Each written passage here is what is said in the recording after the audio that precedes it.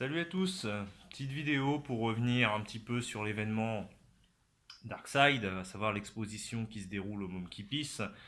Donc j'ai fait une vidéo courte d'un peu moins d'une minute pour Insta puisque c'est le format. Je voulais revenir un peu plus en détail dans le cadre d'une vidéo qui sera diffusée sur YouTube sur cet événement qui se poursuit au Monkey Peace, donc je le rappelle, 91 rue Gantry à Rouen. Qui se poursuit jusqu'au 1er août, avec soirée de vernissage le 18 juillet à partir de 17h. Donc je pense que je vais être là une bonne partie de la soirée. Il est très probable que je fasse même la fermeture du bar. Donc voilà. Donc comme je l'ai dit, je tenais à remercier déjà un certain nombre de personnes. Alors je vais les remercier au global, bien entendu les copains. Mais au-delà des copains, toutes les personnes que je ne connaissais pas mais qui sont venues s'intéresser à mon travail, donc des gens d'univers différents, mais avec qui ça a été assez sympa d'échanger sur différents types de questions. Alors il y a beaucoup de choses qui sont revenues par rapport à la question de l'univers, hein, de mes référents, on va dire, et puis aussi pourquoi mon outil est principalement celui-ci, enfin même exclusivement aujourd'hui, hein, ça a été autre à une époque, à savoir un stylo d'une grande marque connue, euh, que je devrais peut-être prendre pour sponsor. On m'a suggéré l'idée, donc à réfléchir. Voilà, des questions par rapport à ça, des questions un peu plus techniques sur les ombrages, les ancrages, etc. etc. Donc du coup, l'idée c'était de remercier toutes ces personnes parce que ça a été aussi très enrichissant pour moi de voir aussi qu'il y a des personnes qui voyaient à travers ce que je peux produire des références par exemple que moi-même j'ai pas forcément ou du moins qui ne sont pas nécessairement venues à l'esprit tout de suite au moment où j'ai réalisé certains travaux en fait. Donc je pense par exemple à la créature de la tourbière qui pour moi est beaucoup plus issue, je dirais, de l'univers Lovecraftien, donc mythe de Cthulhu, etc. Un certain nombre de personnes y ont vu une référence à un personnage assez peu connu de chez DC Comics, mais qui va peut-être être un peu plus connu prochainement, puisqu'en fait il y a une série qui va être développée autour de lui, à savoir Swamp Thing, donc la chose ou la créature du marais. Donc c'est vrai que c'est quelque chose que j'avais pas à l'esprit au moment où j'ai euh, j'ai fait la créature de la tourbière, mais je dirais que dans l'imaginaire, il y a des choses qui se recoupent effectivement. Donc, euh, donc voilà. Euh, à côté de ça, moi j'avais dans l'idée aussi de justement de revenir un petit peu sur les petites questions qui sont revenues assez régulièrement, on va dire, alors sans m'étaler trop. J'en ai pris quelques-unes en note. Bon, j'en ai pris trois en note hein, parce que c'est celles qui sont revenues le plus régulièrement. Donc la question des influences. Alors sur les influences, vous avez un petit panel ici de choses qui peuvent déjà vous donner une idée des grands domaines qui, on va dire, imprègnent ma pensée, à savoir le cinéma, hein, à savoir les jeux vidéo, mais aussi des choses hein, de l'ordre de la littérature. Donc voilà, alors le manga aussi, hein, par exemple, donc là, bon, bah, c'est du classique des BZ, mais je dirais que c'est le fait de recouper tout ça qui, moi, me permet, je dirais, d'élargir un petit peu mes référents, on va dire. Après, si on s'attache à l'univers pur et dur, hein, au-delà des supports, on a quand même beaucoup de choses qui sont liées à l'horreur. Hein, donc mes référents, hein, c'est ce genre de choses, par exemple. Hein, Freddy Krueger, hein, donc Nightmare on Elm Street, hein, dans la version originale. Les travaux de Cronenberg, hein, donc là c'est Scanner, mais ça peut être aussi des référents comme La Mouche, comme par exemple The Thing, comme Prince des Ténèbres, etc. Euh, la science-fiction, donc là, bon, bah, j'ai mis un grand classique, à savoir Terminator 2, mais j'aime beaucoup le premier, et d'ailleurs, j'ai toujours été indécis à savoir lequel je préférais entre le premier et le deuxième. Alors, dans le côté science-fiction, mais plus manga, je vais avoir des référents tels que Akira, donc le côté très bio, on va dire. Et puis plus Ghost in the Shell dans le côté cyberpunk. Quand on mélange un peu les deux, effectivement, on arrive dans des choses un petit peu biomécaniques pour le coup. Même si j'en fais peu, je m'intéresse un petit peu au steampunk, avec, je dirais, comme référent à peu près unique, mais ça m'intéresse quand même pas mal Steam Boy, hein, dans le manga toujours. Dans le jeu vidéo, World of Warcraft, auquel j'ai pas mal joué, je pense, à une époque. Les univers aussi de science-fiction, comme celui que propose Super Metroid, par exemple, hein. Donc dans le jeu vidéo, il n'y a pas forcément tout, mais il y a aussi des choses comme Resident Evil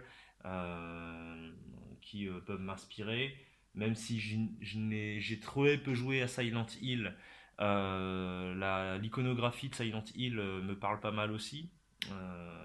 Des choses aussi comme Dead Space, auquel je n'ai pas joué, mais dont j'ai pris connaissance de par un court métrage d'animation de l'ambiance, de la thématique. Donc c'est toutes ces choses-là croisées qui me permettent de, je dirais, d'imaginer mon propre univers, Predator, Alien, etc., etc. Et cetera. Et puis dans l'art en général, même si je lis pas beaucoup hein, finalement de romans graphiques ou de bandes dessinées, etc., etc., je vais avoir quelques référents comme Giger, hein, tout simplement. Ça c'est quelque chose qui est assez prégnant. Euh, des gens comme Royo, hein, Luis Royo, même si voilà, son style met plus en avant une certaine forme d'érotisme que mon propre style qui est quand même beaucoup plus axé sur le côté dark que sur le côté érotisme. Et puis, peut-être dans le monde plus du comics book, des gens comme McFarlane, hein, par rapport à la série Spawn, hein, qui pour moi est vraiment fait vraiment état d'un gros travail sur le détail et le travail des ancrages, des ombrages, etc., etc. Donc ça, c'est des référents que je peux avoir. Dans le manga, des choses qui peuvent m'interpeller, c'est des travaux très ancrés, enfin très bien détaillés en noir et blanc, comme Berserk par exemple. Hein, même si j'en ai très peu lu, je reconnais forcément la, la qualité du travail en termes de détails. Il y a des choses aussi qui me parlent beaucoup par rapport au positionnement des personnages, etc., à la variété des univers. C'est des mangas comme Jojo Bizarre Adventure, par exemple. Ça, c'est des choses qui me parlent pas mal. Donc voilà, je dirais le panel référentiel que je peux avoir et que je peux essayer de croiser régulièrement de façon à enrichir mon propre univers. Euh, donc je parlais de littérature, effectivement, hein, Lovecraft, là c'est le cauchemar d'Innsmouth, pardon, mais j'en ai lu quelques autres, même si je connais pas toute sa bibliographie. Donc ça c'est un référent classique hein, de mon imaginaire en termes de créature. Alors bien que ce soit un peu plus connu en film qu'en livre, Hellraiser, hein, la série initiée par Clive Barker et qui s'est déployée après sur un certain nombre de films, je crois qu'on en est à 10, il me semble maintenant. avec du bon et du moins bon, mais qui font état quand même d'un univers assez riche, dans lequel, je dirais, tout le monde est un peu voué à l'enfer, compte tenu du fait que personne n'a l'air d'être réellement dépourvu d'aucun péché. Donc c'est une esthétique assez particulière et puis une philosophie assez particulière. Donc voilà un petit peu mes référents et à partir de quoi je peux nourrir ma propre créativité. On va dire ça comme ça. Alors, puisque je mets les guillemets, j'arrive à la deuxième question. Artiste ou pas artiste? Parce qu'on m'a posé beaucoup de fois la question. Et c'est un terme que j'emploie assez peu. Je parle de création plutôt que d'œuvre, de production éventuellement, même si je préfère quand même le terme création. Et puis, j'ai plutôt tendance à dire que voilà, je suis graphiste et voilà, éventuellement, mais pas artiste. Alors, pourquoi déjà, voilà, faut bien situer les choses. Ça n'est ni par une sorte d'humilité, de fausse humilité, on va dire. Parce que oui, j'ai quand même conscience de mon travail, j'ai quand même conscience des progrès que j'ai fait tout au long des années depuis que je dessine, etc. etc. Donc ça n'est pas juste de la fausse humilité, mais ça n'est pas non plus une sorte de pédance qui consisterait à dire ouais non, moi je suis en dehors de ce milieu-là, je suis différent, je vaux mieux que ça ou quoi que ce soit. Ça n'est pas non plus ça. En fait, c'est juste pour des questions peut-être un petit peu sémantiques, parce qu'il me semble que moi, le terme artiste, qui renvoie forcément au terme art, recoupe beaucoup de choses qui sont assez différenciées et parfois assez indistinctes. Alors, il y a eu des essais de penser l'art, et j'ai sorti ça justement, hein, le texte d'Hegel, hein, à savoir l'esthétique, qui est une réflexion sur l'art et qui une réflexion même sur la hiérarchie des arts. Et Hegel en vient à crier haut et fort. Avant Nietzsche qui criait Dieu est mort, Hegel criait l'art est mort. Alors c'est intéressant, hein, on a les arts, je dirais, classiques, les arts institutionnels, l'architecture, la sculpture, la peinture, la musique, etc. etc. Donc c'est intéressant, hein, moi j'invite euh, quiconque s'intéresse à l'art de lire l'esthétique, même si c'est pas toujours très simple d'accès, on va dire. Mais pour autant, je pense que voilà, c'est beaucoup plus large que ce que Hegel peut en dire. Et on a des choses qui sont difficiles à caractériser. Je pense par exemple à un cadre que je connais bien, c'est le jeu vidéo, dans la mesure où aujourd'hui c'est encore difficilement reconnu comme art. La BD a été très difficilement reconnue comme art. Elle l'est, et encore, je pense que selon les sphères dans lesquelles on se trouve, je suis pas sûr que un spécialiste de musée ou un galeriste va forcément nécessairement considérer la BD comme un art. Donc, je pense qu'il y a déjà il y a une question d'appréciation. Et puis, même dans les choses un peu plus classiques, dirons-nous, euh, il y a des choses qui sont tellement surprenantes qu'on peut se demander effectivement si c'est de l'art ou pas. Et pour autant, certains attribuent le terme d'art à ces choses. Alors, il y a forcément la pissotière de Duchamp, même si elle est assez reconnue comme une création artistique. Mais au-delà de ça, alors j'ai plus le nom, mais il y avait un artiste qui, en tout cas, quelqu'un qui se revendiquait comme artiste, dont les créations consistaient à, excusez-moi le terme, à chier dans des boîtes de conserve. Donc, art ou pas art, voilà. Il y a tout ce qui est art éphémère, par exemple, où on va avoir, par exemple, des personnes qui vont transporter un bloc de glace sur des distances assez longues. Et en fait, ce qui est art, c'est la, la désagrégation, enfin la fonte, et la disparition justement du bloc en lui-même. Ça raconte quelque chose finalement. Il y a tout le milieu du performisme, par exemple, où on a des personnes parfois qui se mettent en danger, qui aussi un autre pan de l'art. Euh, Moi, je vais vous avouer, hein, dans les cours que j'ai pu avoir sur la philosophie de l'art, j'ai eu deux profs, dont un qui était très classique, donc effectivement on en revenait à des choses qui n'avaient rien à voir avec le fait de chier dans des boîtes de conserve, clairement. Et puis j'ai eu un autre prof un peu plus moderne, parfois même exubérant, qui intégrait justement toutes ces choses-là comme faisant partie de l'art, et il avait quelque chose qui pouvait choquer un étudiant qui venait de débarquer, mais très souvent il nous montrait une photo, qui était une photo porno, hein, c'était une photo d'un gangbang, hein, clairement, euh, où il nous disait mais qu'est-ce qu'il y a de différent avec une peinture euh, certes ancienne, mais qui retrace, hein, qui représente une orgie grecque. Donc dans quelle mesure on ne peut pas considérer cette photo, certes qui renvoie à un milieu assez particulier, qui peut susciter certaines critiques, mais qu'est-ce qu'il y a de différent entre cette photo et une peinture qui, certes, au-delà de son côté un peu plus classique et traditionnel, euh, renvoie au même type de message, au même type d'idée, etc., etc. Donc tous ces aspects-là font que, pour moi, l'art c'est déjà compliqué à définir.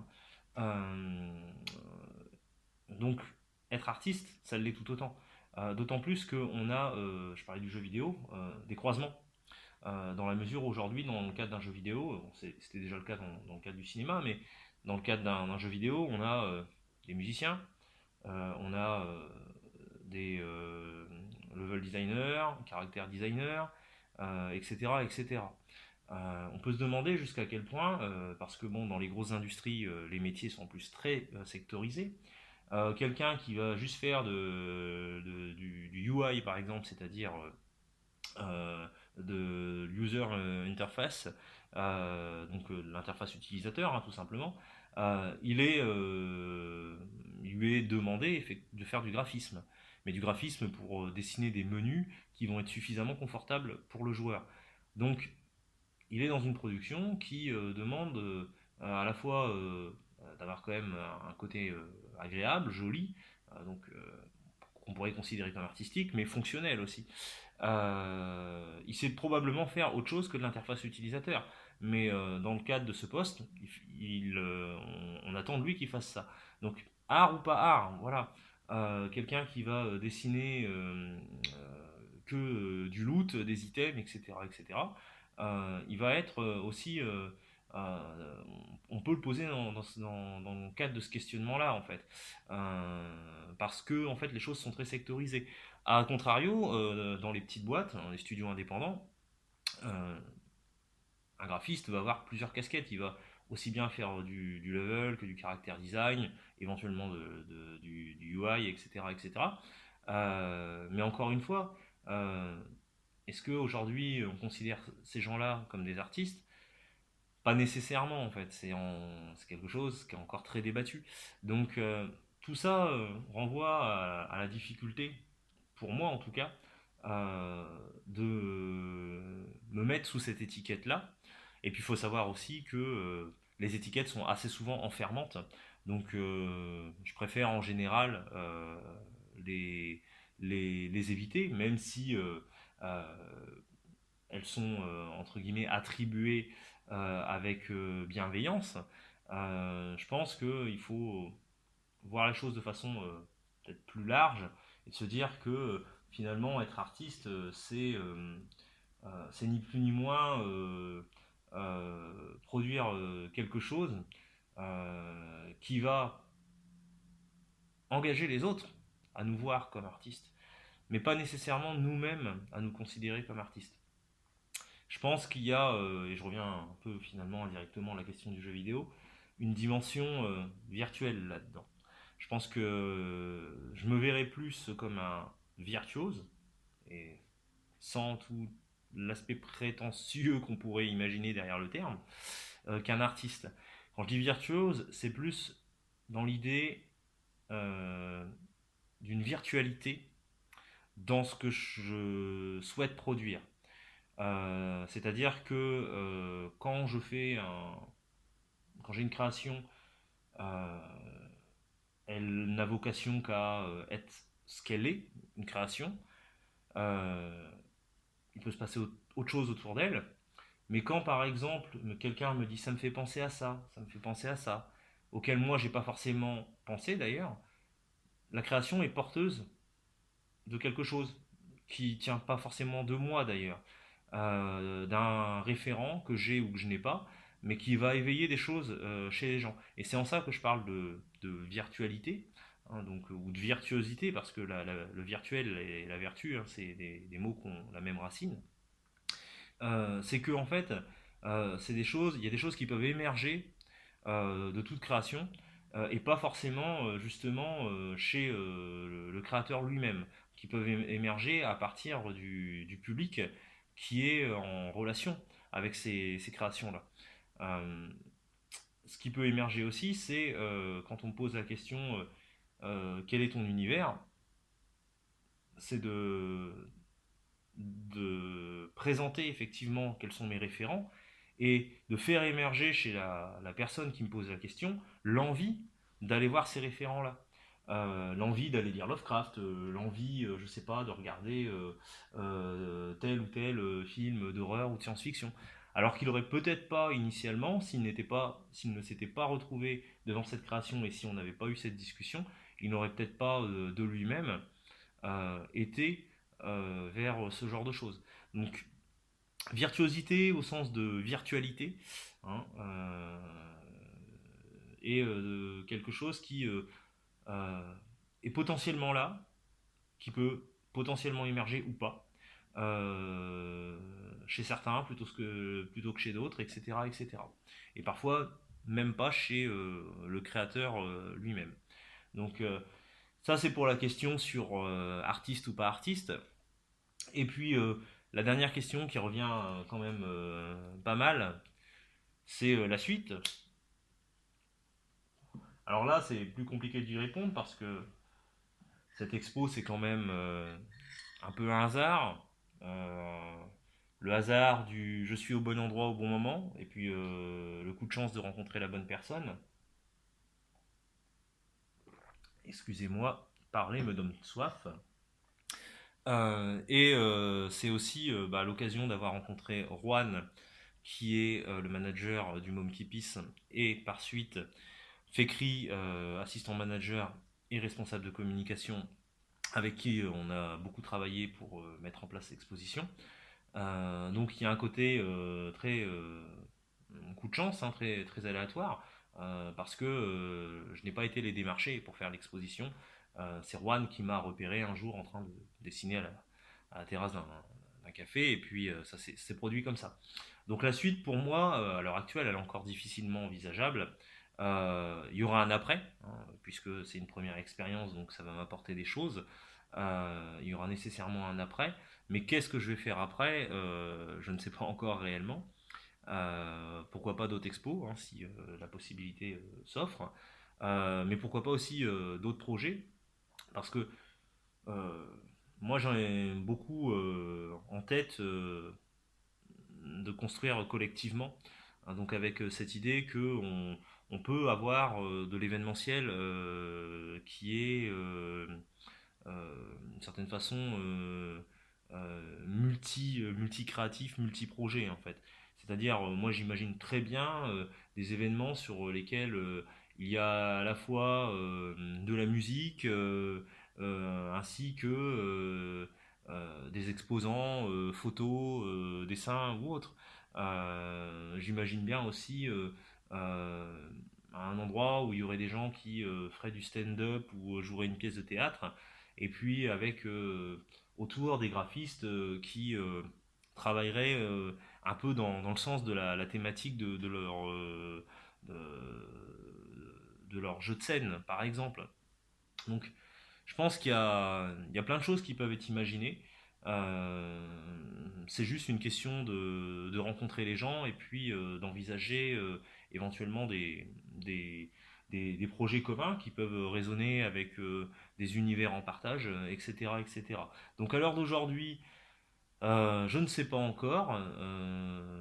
Je dirais que ouais, peut-être plus envie de monter des projets communs, plus que des projets individuels, même si là, il y a déjà, il y a déjà un gros travail de collectivité qui s'est fait, hein, puisque le fait de travailler avec le bar en soi, c'est déjà une forme de projet commun.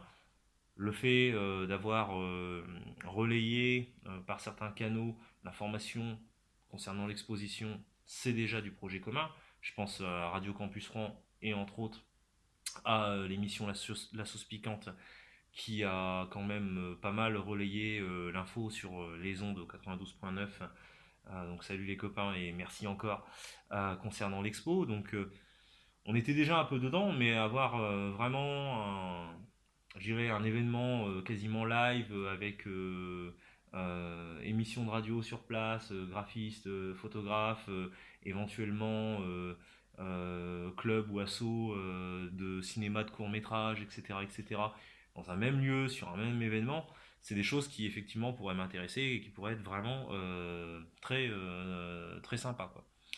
Donc voilà, c'est un peu le retour que je peux donner sur les différentes questions, différentes interrogations qui me sont parvenues ces derniers jours. Alors moi j'étais très présent le jour de l'ouverture, le samedi 4 juillet, mais j'étais un peu là toute la semaine et j'ai rencontré pas mal de personnes avec qui j'ai pu échanger alors sur plein de choses. Mais effectivement, ces trois aspects-là sont revenus quand même assez régulièrement. Donc voilà, j'espère que ça pourra donner un peu plus de visibilité sur mon univers et un petit peu comment je travaille, comment je me perçois moi-même dans ce, dans ce cadre. Et puis, comme l'exposition Darkside se poursuit jusqu'au 1er août, hein, donc toujours au Môme qui pisse, 91 rue Gantry, à Rouen, et qu'il y a une soirée de vernissage le 18 juillet, bah, je vous invite à venir découvrir ça. Et puis, bah, si je suis présent et que vous avez des questions, que vous voulez échanger, n'hésitez pas, je suis ouvert à la discussion, il n'y a pas de souci par rapport à ça. Vous serez les bienvenus. Alors sur ce, je vous dis à bientôt. Salut!